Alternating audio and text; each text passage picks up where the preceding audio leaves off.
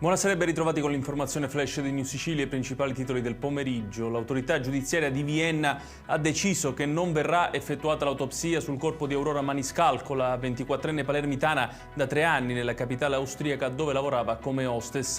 La ragazza è morta precipitando dal balcone di casa sua.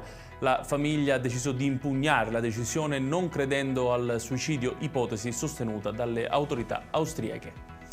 È stato eseguito un primo sopralluogo sul Baiesia, nel veliero affondato la notte del 19 agosto dello scorso anno nelle acque di Porticello, nel Palermitano.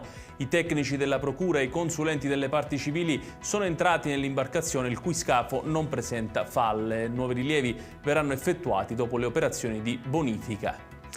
L'inchiesta che ha coinvolto la più grande dei figli di Totò Riina, Maria Concetta, e suo marito Antonino Ciaparello avrebbe visto come presunte vittime di un'estorsione 2 imprenditori toscani. Pare che tra i messaggi intimidatori inviati alle vittime la donna avrebbe scritto: «Noi siamo sempre gli stessi di un tempo, le persone non cambiano».